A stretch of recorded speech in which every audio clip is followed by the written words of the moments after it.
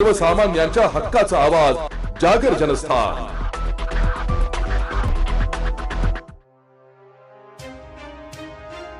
माझा राजकीय उगम 2017 ला या देवळाली गावातून झाला। 2019 ला विधानसभेची निवडणूक लढवावी लागली, त्यामुळे देवळाली गावातील प्रश्न समस्या घ्यायला अवघे 2 वर्ष मिळाले। आता महापालिकेच्या निवडणुकीच्या निमित्ताने पुन्हा या गावाशी संबंध आहे। गेल्या 10-12 दिवसांपासून मी तळागाळात पोहोचण्याचा प्रयत्न करीत आहे, पण सगळ्यांपर्यंत पोहोचणे शक्य झाले नाहीये। म्हणून मी तुमची माफी मागते। तुमच्या या लेकीला पदरात घ्या अशी भावनिक साथ आमदार सरोज अहिरे यांनी घातली आहे। प्रभाग क्रमांक 22 मध्ये राष्ट्रवादीकडून विक्रम कोठुळे, गणेश खरजूल, मोनाली कोरडे, संध्या पवार हे महापालिकेच्या निवडणुकीच्या आखाड्यात उतरले असून त्यांच्या सन्मानार्थ आयोजित सभेत माननीय आमदार अहिरे बोलत होत्या। 15 मिनिटांच्या भाषणात त्यांनी मूलभूत सुविधा, सीसीटीव्ही कॅमेरे अशा विविध मुद्द्यांवर विरोधकांवर निशाणा साधला। त्या म्हणाल्या की अनेक लोक या प्रभागातून निवडून आले, पण तळागाळातील समस्या काही सुटू शकला नाही। तोच पाण्याचा प्रश्न, तोच शौचालयाचा प्रश्न, तोच रस्त्यांचा प्रश्न आजही कायम आहे। मूलभूत समस्यांवर अनेक जण या निवडणुकीच्या माध्यमातून मोठ्या गप्पा मारत आहेत। तालुक्याच्या व्याप सांभाळत असताना माझ्या घराकडे, माझ्या मायमाऊलीकडे माझं दुर्लक्ष झालं। त्याबद्दल मी 1000 वेळा हात जोडून माफी मागते, पण ही चूक सुधारण्याची मला संधी द्या। अजून माझ्याकडे 4 वर्ष बाकी आहे। ही निवडणूक आमदारकीची आहे की नगरसेवक पदाची हेच मला कळत नाही। 25 वर्ष राज्य केलं तेव्हा तुम्हाला देवळाली गावाचा कळवळा आला नाही। आता चाललेलं आहे देवळाली गाव। सीसीटीव्ही कॅमेऱ्यांवरून यांनी बवाल निर्माण केला।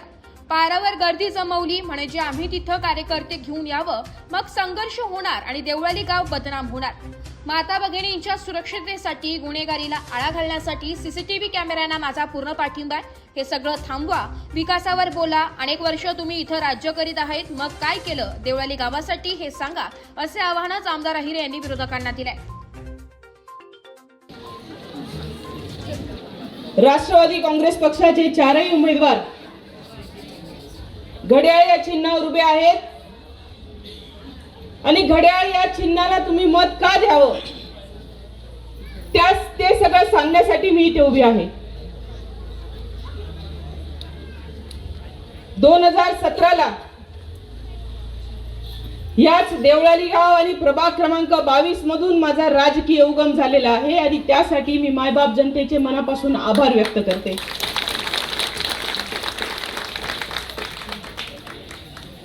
या देवळाली मतदारसंघामध्ये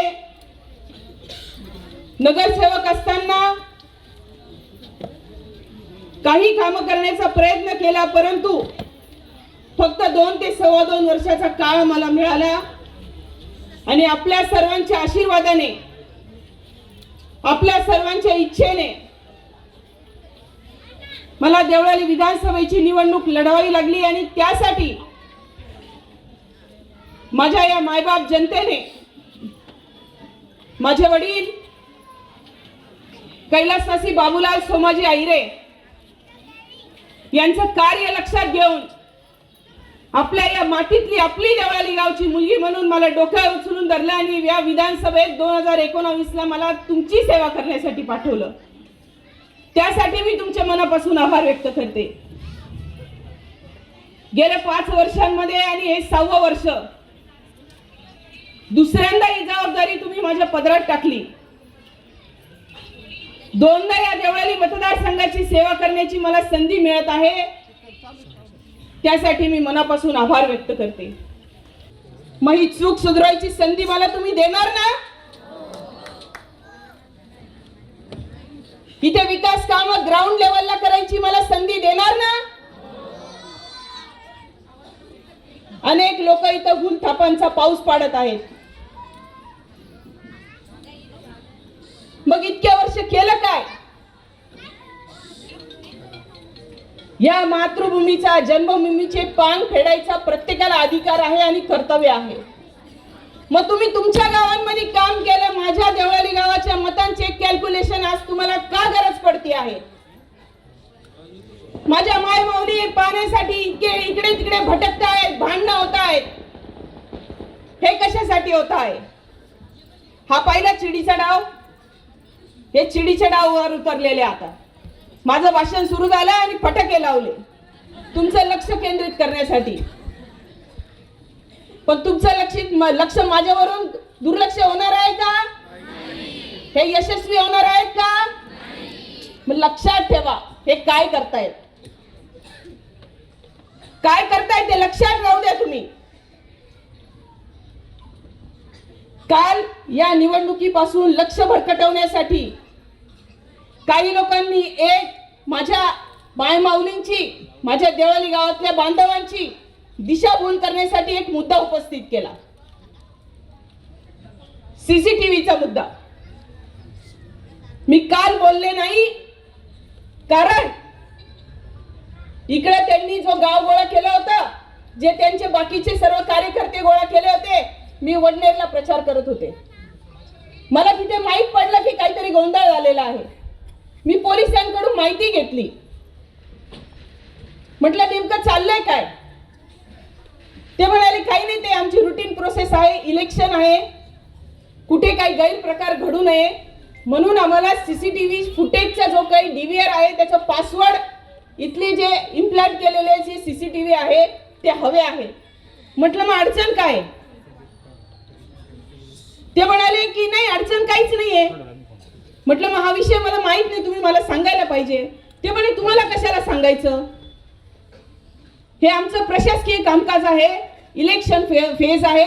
इलेक्शन कमिशननी सांगितलं की ज्या ज्या ठिकाणी सीसीटीव्ही आहेत उपलब्ध, कुठलाही गैरप्रकार घडू नये, तो सर्व सर्व्हेलियन्स पोलिसांच्या अंडर यावा म्हणून आम्हाला पासवर्ड पाहिजे. मग इथे काहीतरी पोलीस आले आणि त्यांनी पासवर्ड मागितला.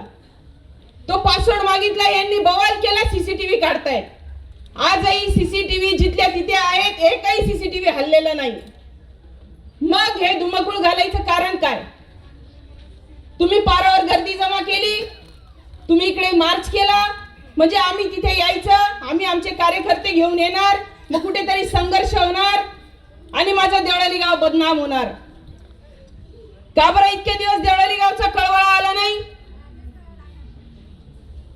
माता भगिनींच्या सुरक्षतेसाठी, तरुण मुलींच्या सुरक्षिततेसाठी, गुन्हेगारीला आळा घालण्यासाठी सीसीटीव्हीला माझा पूर्ण पाठिंबा आहे.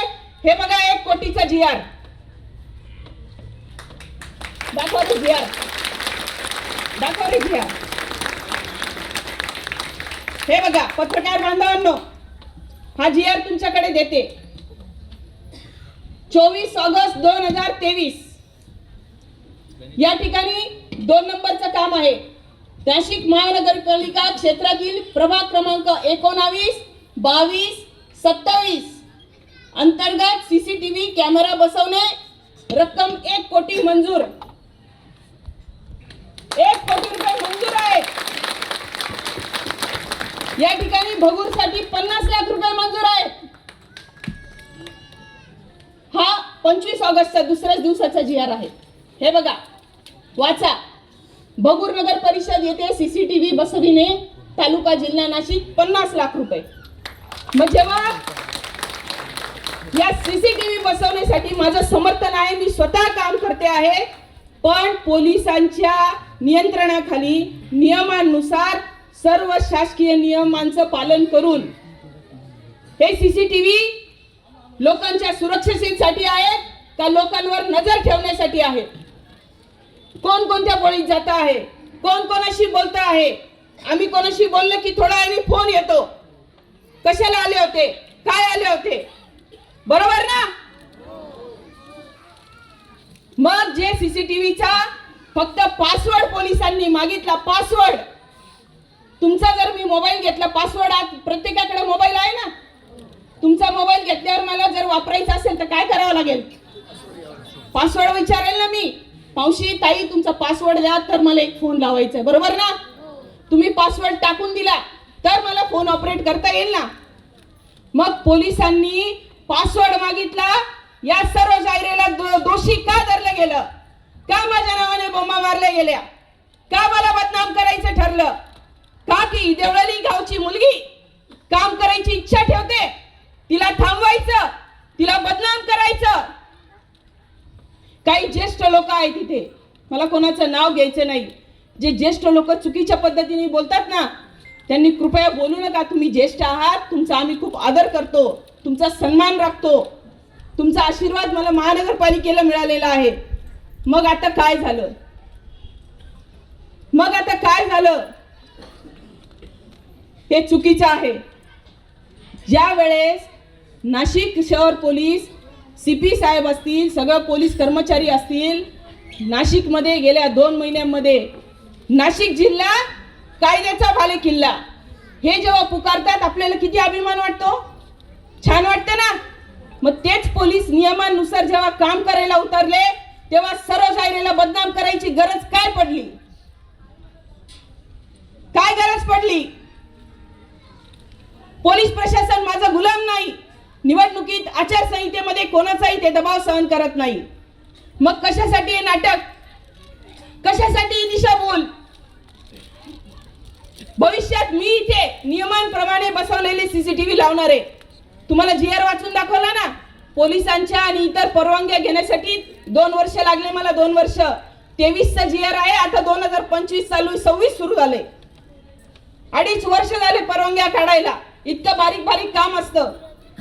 जरूर CCTV लावा, पण निवडणुकीच्या 8 दिवस पहिले का बरं? निवडणुकीच्या 8 दिवस पहिले का बरं? मग माझा प्रश्न आहे. लावले, खूप चांगलं केलं, माझं समर्थन आहे. तुम्हाला आभार मानते की देवळाली गावसाठी तुम्ही CCTV लावले. पण मग त्याचा भाऊ करायचं कारण काय? 2017ला तर 2च CCTV होते ना. मग आज इतके सारे CCTV इम्प्लांट करायचं कारण काय? देवळाली गावावर नजर ठेवायची आहे, देवळाली गावावर दबाव निर्माण करायचा आहे, देवळाली गावाला बदनाम करायचंय. कालच्या घटनेने मी शांत राहिले, मी संयमाने घेते.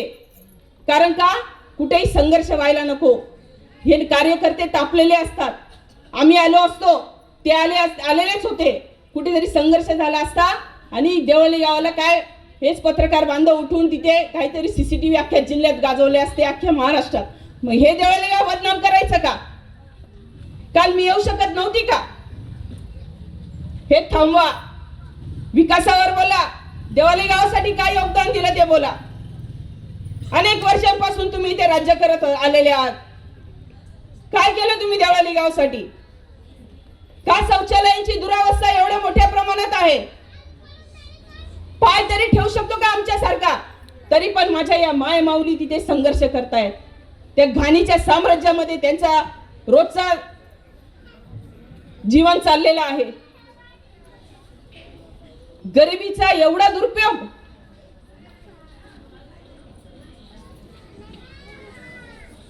तुम्ही इतक्या पावत्या वाटल्या ना, पावत्यांना अजिबात माझं ऑब्जेक्शन नाही. वाटा, कारण मंडळाचे कार्यकर्ते, उत्साह असतो, सण असतो, केलाच पाहिजे. आम्ही करू, तुम्ही करा. सण उत्सव आपण नाही करणार तर कोण करणार? परंतु काही भाग जर तुम्ही टॉयलेट बांधले असते, थोडं काही ड्रेनेजचं काम केलं असतं, तुमच्याकडे सर्व सफाई कामगारांची संपूर्ण टीम आहे, तुम्ही ते केलं असतं. ते का नाही करू शकले? माझी लोकांनी काय केलं आता याच्यावर मला बोलायसारखं काय राहिलेलं नाही. कारण तुमची गर्दी मला सांगते आहे की तुम्ही काय इथे उपस्थित झालेला आहे. आशेचा किरण, तुमची ही लेक, तुमची ही बहीण, तुमचा आशेचा किरण कधीही विझू देणार नाही, हा माझा शब्द आहे.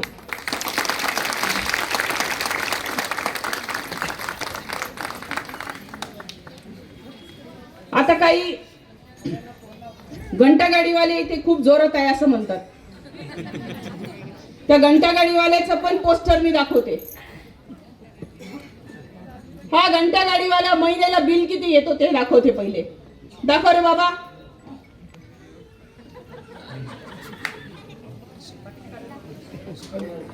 उभे लोक बाजूला वा. झूम कर, झूम कर.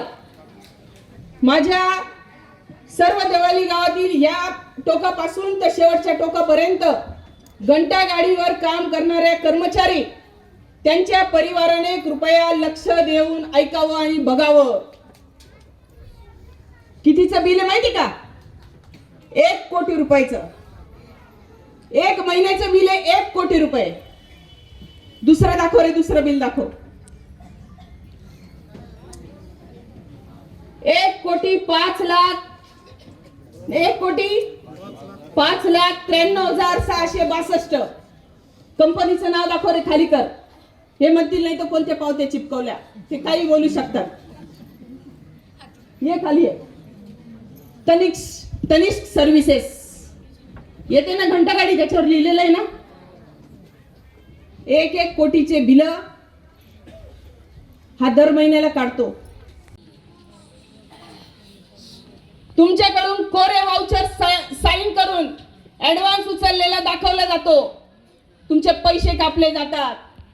तुम्हाला माहितीये हे घंटागाडीचे कर्मचारी जे बिचारे आहेत ना, या पोटाच्या या 4 बोटाच्या खळग्यासाठी अख्ख्या शहराचा कचरा उचलतात. त्यांच्यावर काय काय अन्याय होतो तुम्हाला माहित नसेल. कधीतरी आपण पण चिडून बोलून देतो. समजा दारात थोडासा कचरा त्यांनी सांडला तर आपण होते, ए बाबा नीट काम कर ना. पण हे पोरं आपल्याला एवढी कचऱ्याची कुंडी दारात सहन होत नाही, वास येतो. हे पोरं दिवसभर तिथे कचऱ्यात काम करतात. त्यांच्यावर काय हाल अपेष्ट आहेत हे तुम्हाला सांगते मी. सकाळी यांनी जायचं, गोठ्यातलं शेण काढायचं. ही ड्युटी आहे का घंटागाडी कर्मचाऱ्याची? दिवाळीला पितळाचे तांब्याचे भांडे घासायला लावतात पोरांना. ही ड्युटी आहे का घंटागाडी कर्मचाऱ्याची? याच्यासाठी महानगरपालिका 1 कोटी रुपयाचे बिल काढते का? शाळा धुवायची, साधना हायस्कूल शाळा धुवायची. लवकर आलं का? चल जा शाळेवर, चल हे कर ते कर. अंगण झाडायचं, उरले सुरले यांचे पोरांचे धुवायचे. अशी हीन वागणूक त्या घंटागाडीच्या कर्मचाऱ्यांना दिली जाते. त्या वाउचरची मागचे 25 पोरं आहेत. 25 पोरांचे 6 कोटी रुपये देणे. याला किती? 6 कोटी रुपये. इथे स्वतःच्या राजकारणासाठी पैशांची उधळपट्टी करायचा देखावा करतो आणि त्या घंटागाडीच्या लोकांचे कष्टाचे पैसे खातो.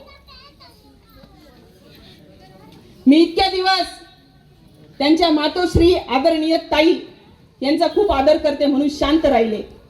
या घंटागाडी कर्मचाऱ्यांवर कुठलाही अन्याय अत्याचार होऊ नये याच्यासाठी शांत राहिले. पण किती दिवस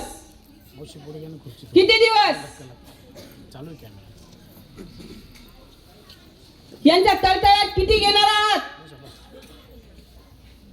त्याच्याने अजून 4 घरं देवळाली गावात घ्या तुम्ही, देवळाली गावचे आहे सिद्ध करण्यासाठी. पण या पापाच्या कमाईची वीट आणि वीट ही त्या लोकांच्या तळतळाने भरलेली आहे. अहो, कोणाकडून काही चूक जर झाली ना, दार बंद करून करून मारतात. हे मारतात. विचारून घ्या तुम्ही कधी. आज जर ते बघत असतील, घंटागाडीचे माझे बांधव एक्सेप्ट करा, तयार व्हा, मनाला तयारी करा की ताई खरं बोलतीये. जनावरांसारखी वागणूक त्यांना मिळते. गाडीचं टायर पंक्चर झालं, ते पंक्चर त्या पोरांनी खिशातून काढायचं. गाडीचा मेंटेनन्स आला, त्या पोरांच्या पगारातून काढायचं. चुकून एखादा छोटा मोठा ऍक्सिडेंट झाला, त्या पोरांच्या बिलामधून पैसे कापायचे, पगारातून पैसे कापायचे. अहो, याला भंगार खायला पुरत नाही. भंगार माणसाला काय सांगायचं? भंगार, कचऱ्यातला जो भंगार येतो ना, तो सुद्धा त्याला पुरत नाही. तो सुद्धा कुठे विकतो, काय विकतो? वडनेर रोडला. मला जास्त बोलायला भाग पाडू नका, कारण या भोळ्या भाळ्या जनतेला तुमचा असली चेहरा माहित नाहीये. ते भावनिक होतात. पण वस्तुस्थिती आतापर्यंत कोणी मांडली गेली नाही. माझी घंटागाडीच्या सर्व कुटुंबाला, ते मुलं, त्यांच्या पत्नी किंवा आई वडील सर्वांना हात जोडून विनंती आहे, या घंटागाडीवाल्याला फक्त घंटागाडीच्या कॉन्ट्रॅक्टर पुरतं लिमिटेड ठेवा. मग याला कॉन्ट्रॅक्टर तुम्हाला कसा कामावरून काढतो? पोरं काही बोलायला गेले, युनियन करायला गेले, गेटचा रस्ता दाखवतो, चला निघा. ह्या भाषा असते त्यांची. गेट उघडाय तुम्हाला, ह्या 4 बोटाच्या खळगेसाठी ते पोरं सगळं सहन करतात अन्याय, आणि त्या ठिकाणी ह्या सगळ्या गोष्टी सहन करून ते आपली सेवा करतात. कृपया कधी त्यांना शब्दांनी दुखवू नका, माझी विनंती आहे. कधी सांडला लवणला त्यांच्याकडून कचरा, कधीतरी कोणाला काही बोलले गेलं, कृपया त्यांना काही बोलू नका. ते पोरं बिचारे त्यांच्या पोटासाठी करतात, आपलेच आहेत, ते आपल्या गावचे आहेत. पण माझी घंटागाडीच्या सर्व कुटुंबाला विनंती आहे की महामानव डॉक्टर बाबासाहेब आंबेडकरांनी आपल्याला अधिकार दिलेला आहे मतदान करायचा, मतदान करून योग्य ती जागा दाखवण्याचा. तुम्ही घाबरू नका. तुमच्या नोकरीला कोणी हात लावलं, तुमची बहीण तुमच्यासाठी उभी आहे, अजिबात काळजी करायची नाही. आणि हा शब्द मी माझ्या जन्मभूमीमध्ये देते आहे, माता रेणुकेच्या समोर देते आहे. तुमच्या मागे मी खंबीरपणे उभी राहील. या घंटागाडीवाल्याला कंट्रोल करा. हा जर उद्या एखाद्या पदावर बसला तर तुम्हाला जेवढी थोडीफार 0.5% जी चांगली थोडीफार वागणूक मिळते ना, ती सुद्धा तुमची राहणार नाही. अजून कचरा मग तुमची किंमत करेल. हा हे पैशांच्या जीवावर उड्या मारणारे लोक आहेत. गोरगरिबांची यांना दया माया नाही. हो, एक